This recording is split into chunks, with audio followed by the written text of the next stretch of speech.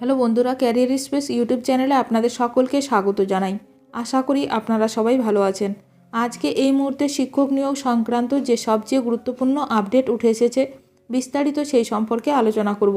তাই ভিডিওটি অবশ্যই শেষ পর্যন্ত দেখবেন নিয়োগ সংক্রান্ত অনেক নতুন নতুন আপডেট পাওয়ার জন্য।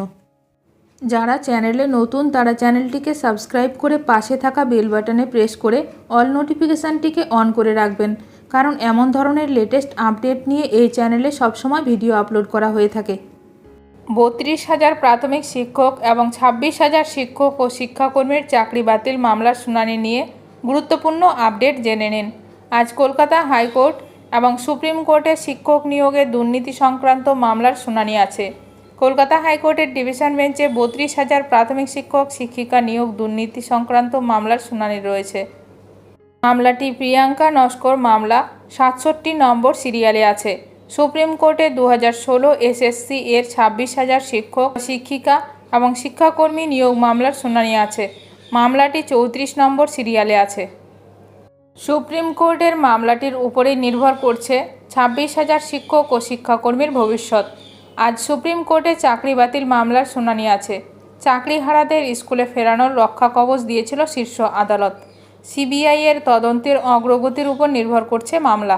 ওএমআর হার্ড ডিস্ক নিয়ে সুনির্দিষ্ট তথ্য দিতে পারবে সিবিআই। কোন বিষয়ের উপর বিবেচনা করা হবে আগেই জানায় আদালত। আজ মামলার দিকে তাকিয়ে আছেন চাকরিহারাদের পাশাপাশি বঞ্চিত প্রার্থীরাও।